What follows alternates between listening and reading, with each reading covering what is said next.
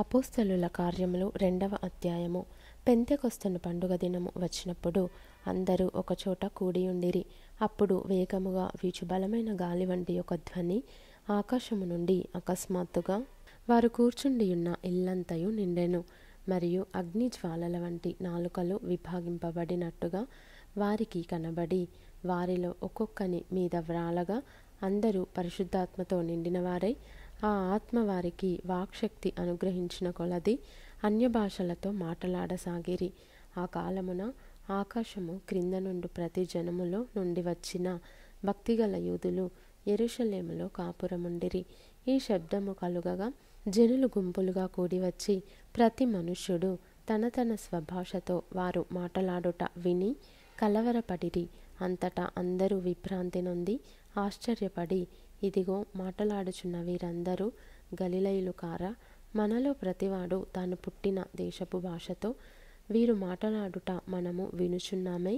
ఇదేమి?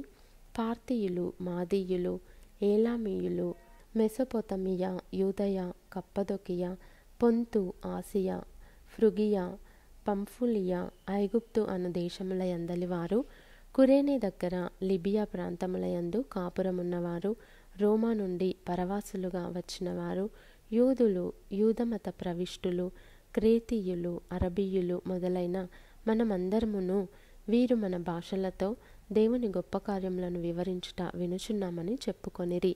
అందరూ విభ్రాంతి నొంది ఎటుతోచక ఇదేమగునో అని ఒకనితో ఒకడు చెప్పుకొనిరి. కొందరైతే వీరు క్రొత్త మద్యముతో నిండియున్నారని అపహాస్యము చేసిరి. అయితే పేతురు ఆ 11 కూడా లేచి నిలిచి బిగ్గరగా వారితో ఇట్లనెను, యూదయ మనుష్యులారా, యెరూషలేములో కాపురమున్న సమస్త జనులారా, ఇది మీకు తెలియగాక. చెవియొగ్గి నా మాటలు వినుడి. మీరు ఊహించునట్టు వీరు మత్తులు కారు, ప్రొద్దుబొడిచి జామైనా కాలేదు. యోవేలు ప్రవక్త ద్వారా చెప్పబడిన సంగతి ఇదే. ఏమనగా, అంత్యదినముల యందు నేను మనుష్యులందరి మీద నా ఆత్మను కుమ్మరించెదను. మీ కుమారులను మీ కుమార్తెలను ప్రవచించెదరు. మీ యవ్వనులకు దర్శనములు కలుగును. మీ వృద్ధులు కలలు కందురు.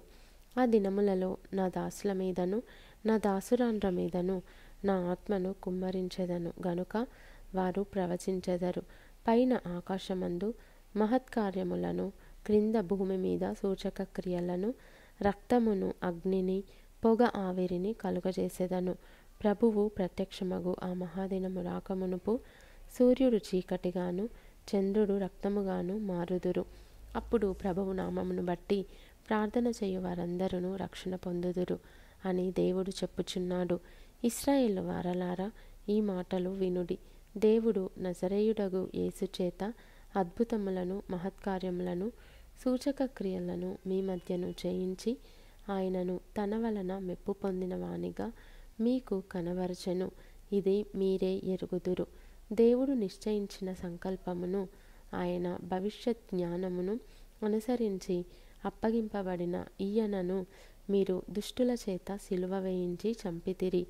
మరణము ఆయనను బంధించి ఉంచుట అసాధ్యము గనుక దేవుడు మరణ వేదనలు తొలగించి ఆయనను లేపెను. ఆయనను గూర్చి దావీదు ఇట్లనెను, నేనెల్లప్పుడూ నా ఎదుట ప్రభువును చూచుచుంటిని. ఆయన నా కుడిపార్శ్వముననున్నాడు గనుక నేను కదల్చబడను. కావున నా హృదయము ఉల్లసించెను, నా నాలుక ఆనందించెను, మరియు నా శరీరము కూడా నిరీక్షణ కలిగి నిలకడగా ఉండును. నీవు నా ఆత్మను పాతాళంలో విడిచిపెట్టవు, నీ పరిశుద్ధుని కుళ్ళు పట్టనీయవు. నాకు జీవ మార్గములు తెలిపితివి. నీ దర్శనం అనుగ్రహించి నన్ను ఉల్లాసముతో నింపెదవు. సహోదరులారా, మూల పురుషుడగు దావీదును గూర్చి మీతో నేను ధారాళముగా మాట్లాడవచ్చును. అతడు చనిపోయి సమాధి చేయబడెను. అతని సమాధి నేటి వరకు మన మధ్యనున్నది. అతడు ప్రవక్తయ్యుండెను గనుక అతని గర్భఫలములో నుండి అతని సింహాసనము మీద ఒకని కూర్చుండబెట్టుదును అని దేవుడు తనతో ప్రమాణపూర్వకముగా ఒట్టు పెట్టుకొనిన సంగతి అతడెరిగి, క్రీస్తు పాతాళంలో విడువబడలేదనియు ఆయన శరీరము కుళ్ళిపోలేదనియు దావీదు ముందుగా తెలుసుకొని ఆయన పునరుత్థానమును గూర్చి చెప్పెను. ఈ యేసును దేవుడు లేపెను. దీనికి మేమందరము సాక్షులము. కాగా ఆయన దేవుని కుడిపార్శ్వమునకు హెచ్చింపబడి పరిశుద్ధాత్మను గూర్చిన వాగ్దానమును తండ్రి వలన పొంది మీరు చూచుచు వినుచునున్న దీనిని కుమ్మరించి ఉన్నాడు. దావీదు పరలోకమునకు ఎక్కిపోలేదు. అయితే అతడిట్లనెను, నేను నీ శత్రువులను నీ పాదముల క్రింద పాదపీఠముగా ఉంచు వరకు నీవు నా కుడిపార్శ్వమున కూర్చుండుమని ప్రభువు నా ప్రభువుతో చెప్పెను. మీరు సిలువ వేసిన ఈ యేసునే దేవుడు ప్రభువుగాను క్రీస్తుగాను నియమించెను. ఇది ఇశ్రాయేలు వంశమంతయు రూఢిగా తెలుసుకొనవలెనని చెప్పెను. వారు ఈ మాట విని హృదయములో నొచ్చుకొని, సహోదరులారా, మేమేమి చేతుమని పేతురును కడమ అపోస్తలులను అడుగగా, పేతురు, మీరు మారు మనస్సు పొంది పాపక్షమాపణ నిమిత్తము ప్రతివాడు యేసుక్రీస్తు నామమున బాప్తిస్మము పొందుడి. అప్పుడు మీరు పరిశుద్ధాత్మ అనువరము పొందుదురు. ఈ వాగ్దానము మీకును మీ పిల్లలకును దూరస్తులందరికీ, అనగా ప్రభువైన మన దేవుడు తన యొద్దకు పిలిచిన వారికందరికీ చెందునని వారితో చెప్పెను. ఇంకను అనేక విధములైన మాటలతో సాక్ష్యమిచ్చి, మీరు మూర్ఖులగు ఈ తరము వారికి వేరై రక్షణ పొందుడని వారిని హెచ్చరించెను. కాబట్టి అతని వాక్యము అంగీకరించిన వారు బాప్తిస్మము పొందిరి. ఆ దినమందు ఇంచుమించు 3,000 మంది చేర్చబడిరి. వీరు అపోస్తలుల బోధయందును సహవాసమందును రొట్టె విరుచుటయందును ప్రార్థన చేయుటయందును ఎడతెగక యుండిరి. అప్పుడు ప్రతివానికిని భయము కలిగెను.